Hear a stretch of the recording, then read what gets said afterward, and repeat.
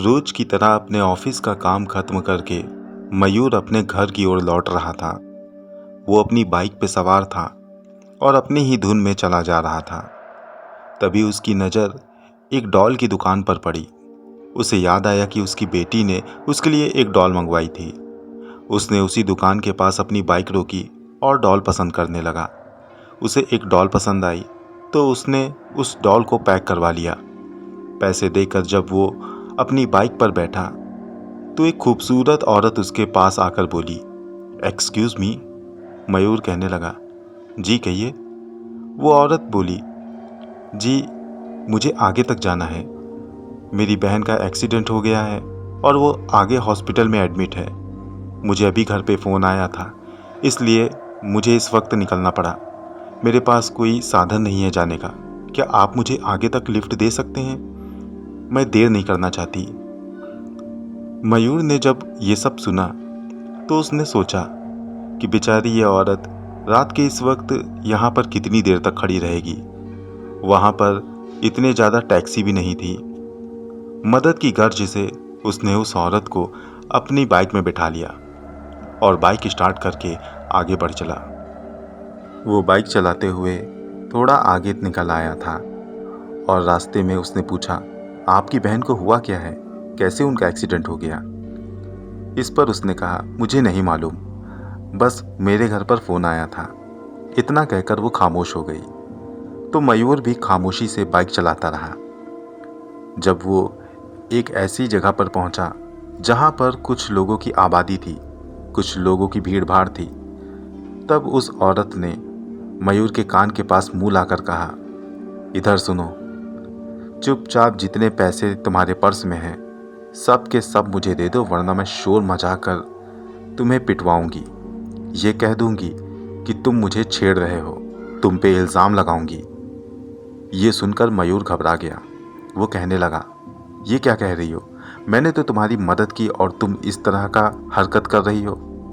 इस पर वो लड़की बोली, मैंने कहा ना कि तुम मुझे सारे पैसे दो, वरना मैं वही करूंगी जो मैंने कहा।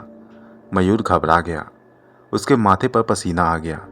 घबराहट के मारे उसने पैसे देने के लिए हामी भर दी। उसने बाइक रोकी और फिर अपनी जेब से सारे पैसे निकालकर उसे दे दिया। उसी दिन मयूर को सैलरी मिली थी। बेचारा मयूर बुरी तरह ठगा गया था। उसने सारे पैसे उस औरत को दे दिए और उससे कहने लगा, देखो ये गलत है, तुम ये ठीक नहीं कर रही हो।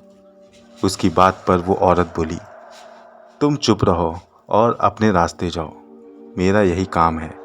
अगर मुझसे ज़्यादा होशियारी दिखाओगे तो अभी भी मैं तुमको पिटवा सकती हूँ। लोगों के डर से बेचारा मयूर बाइक स्टार्ट करके वहाँ से चला गया और वो औरत नोट गिनते हुए वापस अपने घर आ गई। घर पे उसकी एक बहन भी थी। उसने अपनी बहन को वो सारे नोट दिखाए। कहने लगी, आज मैंने फिर एक मोटा मुर्गा फंसाया था। इसी तरह से रोज मुर्गे फंसते रहें तो हम लोगों की चांदी हो जाएगी। उसकी बहन ने कहा, मगर दीदी ये गलत बात है। अगर इस तरह से तुम करती रही तो लोगों का नुकसान होगा, उनकी बद्दुआएं लगेंगी और बद्दुआएं बहुत कुछ बुरा कर जाती हैं। अरे छोड़ो, मैं नहीं डरती किसी बद्दुआ से। बस अब तो मैं ऐश करना चाहती हूँ। दोस्तों, कहानी में आगे बढ़ने से पहले आपको बताता चलूं कि इस औरत का नाम मुमताज है, जो बचपन से ही गलत रास्ते पर चल निकली थी और अब इसने इसे अपना पेशा बना रखा है। वो अगले दिन फिर इसी तरह अपने शिकार को तलाशने निकली। वो इसी तरह से लोगों को अपने जाल में फंसाती और फिर धमकी देकर उनसे पैसे ऐंठती, और अगर कोई भी पैसे देने से इनकार करता तो वो शोर मचाने लगती और पब्लिक उसे पीट देती। इसी तरह से एक दिन एक नौजवान लड़का इसके हत्थे चढ़ गया। वो बेचारा एक जगह पर खड़ा सिगरेट पी रहा था और सिगरेट खत्म करके जैसे ही वो अपनी बाइक को स्टार्ट करने लगा, ये हमेशा की तरह उस लड़के के करीब गई।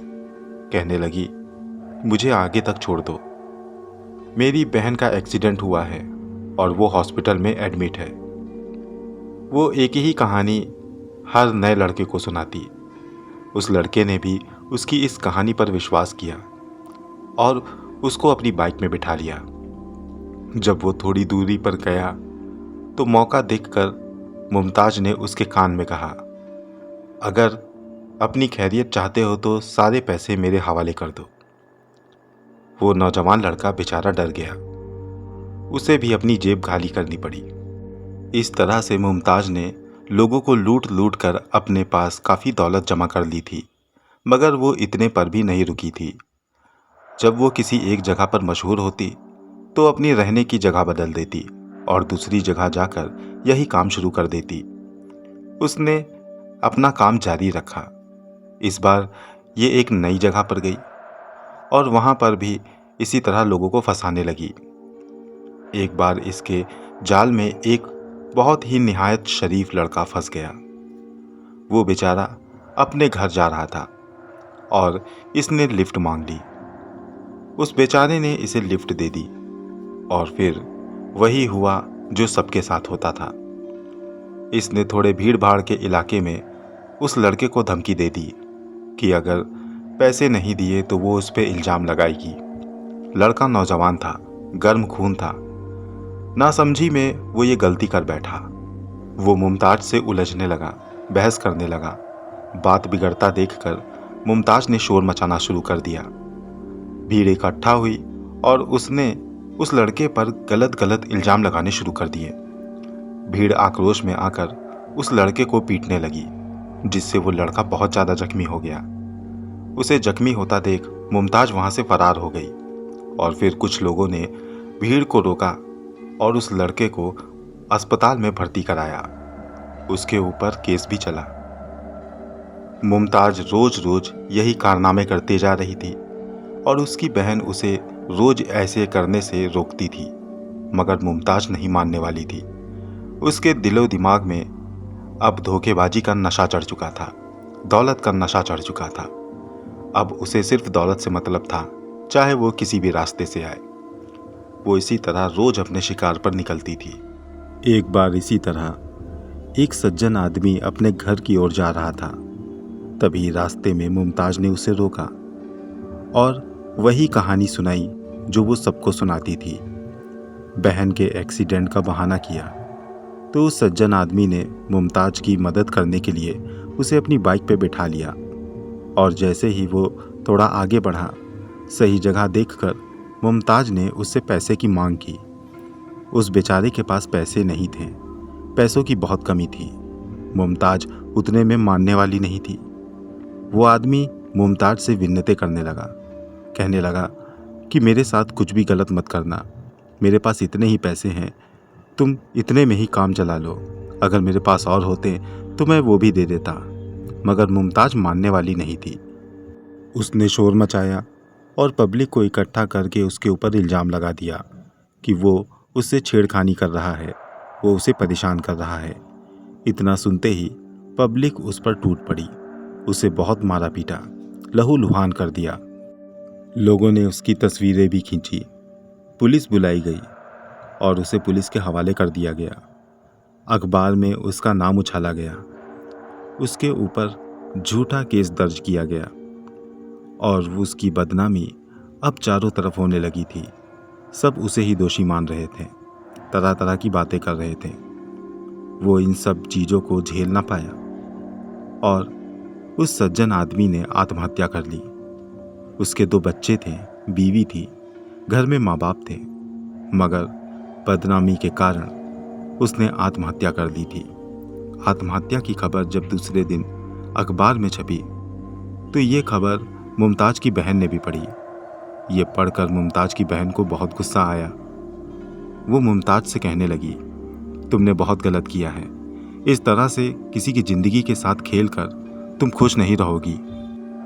वो मुमताज को उल्टा सीधा कहती रही, मगर मुमताज ने उसकी बात पर कोई ध्यान न दिया, बल्कि उससे ये कहकर उसे शांत कराया कि उसको इन सब चीज़ों से कोई मतलब नहीं और अगर उसे ये सब नहीं देखा जा रहा तो वो कहीं अलग जाकर रहे।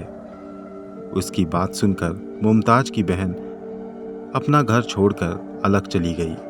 अब अपने घर में मुमताज अकेली रह गई, मगर उसको इस बात से कोई फर्क नहीं पड़ता था कि उसकी बहन कहाँ गई। जाते जाते मुमताज की बहन ने मुमताज से कहा था कि तुम्हारी ये आदत किसी दिन तुमको ले डूबेगी। मुमताज की बहन तो चली गई थी, मगर मुमताज दौलत के नशे में चूर थी। उसको ये सब करने में मज़ा आ रहा था। उसे ढेर सारी दौलत मिल रही थी और वो अब अपने नए शिकार की तलाश में निकल पड़ी। उसने कई लोगों को फंसाया, कई लोगों को बदनाम किया, कई लोगों को लूटा और ये करते करते काफ़ी दिन बीत चुके थे। एक दिन वो अपने शिकार की तलाश में भटक रही थी। उसने कई लोगों पे नज़रें डाली, मगर कोई उसे मन मुताबिक नहीं मिला। फिर उसकी नज़र दूर से आते हुए एक नौजवान पर पड़ी। ये हष्ट पुष्ट और नौजवान लड़का उसे ठीक ठाक लगा। इसने सोचा कि इस नौजवान लड़के को ही फंसाया जाए। वो उसकी मोटर बाइक के आने का इंतज़ार करने लगी और जैसे ही मोटर बाइक करीब आई, वो उसके सामने खड़ी हो गई। मजबूरन लड़के को बाइक रोकनी पड़ी। उसने वही बहाना उस लड़के से बनाया जो सबसे बनाती आई थी। लड़के ने मदद करने की गर्ज से उसको बिठा लिया और बाइक आगे बढ़ा दी। अब तेज बाइक के सहारे वो आगे बढ़ रही थी। कुछ दूर जाने के बाद उसने जब सही माहौल देखा तो उस लड़के के कान के पास अपना मुंह लाकर कहा, चुपचाप जितने पैसे हों मुझे दे दो, वरना शोर मचाऊंगी, पब्लिक तुम्हें पीट देगी, बदनामी अलग से झेलोगे। चुपचाप एक जगह गाड़ी रोक कर अब मुझे सारे पैसे दो। लड़के ने जब ये बात सुनी तो कोई भी जवाब दिए बगैर वो बाइक चलाता रहा। इस पर मुमताज ने कहा, सुना नहीं तूने?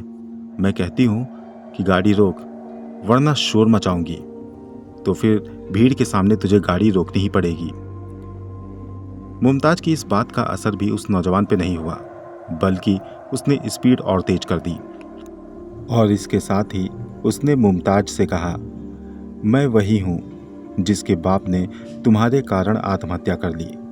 तुमने झूठा इल्ज़ाम लगाया था ना, और बदनामी का ये दाग मेरा बाप सह नहीं सका, उसने आत्महत्या कर ली। मैं अपने बाप से बहुत प्यार करता था और उसके बिना मेरा इस दुनिया में मन नहीं लग रहा। हमारे घर में तनाव का माहौल है और इस कारण मैं अपनी ज़िंदगी ख़त्म करने के लिए निकला हूँ। अच्छा हुआ तू मेरे सामने पड़ गई। खुद तो जाऊँगा और तुझको भी अपने साथ ले जाऊँगा। तेरी जैसी गंदगी को यहाँ रहने का कोई हक नहीं। ये कहते ही उस लड़के ने अपनी बाइक की स्पीड और बढ़ा दी और सामने से जा रही ट्रक के आगे ला दी।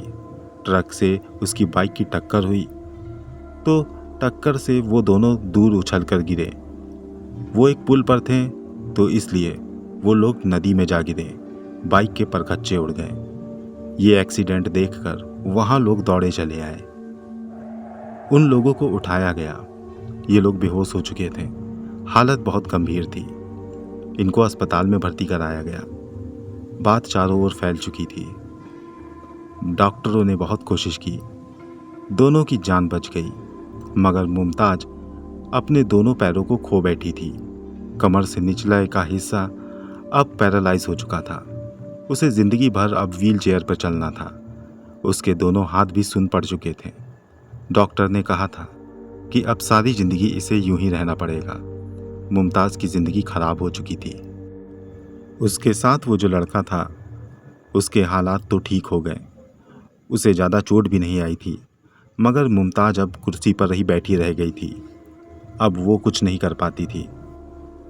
उसने अपना गुनाह भी कबूल कर लिया था और जब उसने अपना गुनाह कबूल किया तो लोगों की नफरतों को भी झेलना पड़ा। अब मुमताज की बची हुई जिंदगी ऐसी ही कटती रही। मुमताज घुट घुट कर जी रही थी।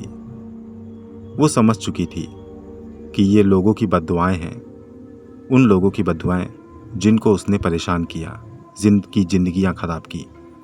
सारी जिंदगी मुमताज यूं ही जीती रही। जब मरने का वक्त आया तो उसे अपनी सारी गलतियां याद आईं। उसने दिल ही दिल में ऊपर वाले से माफ़ी मांगी और फिर मुमताज की सांसें थम गईं। दोस्तों, इस कहानी से हमें सबक मिलता है कि हमारे द्वारा किए गए अच्छे और बुरे काम घूम कर हमारे ऊपर ज़रूर पड़ते हैं, इसलिए हमें हमेशा अच्छे काम ही करने चाहिए।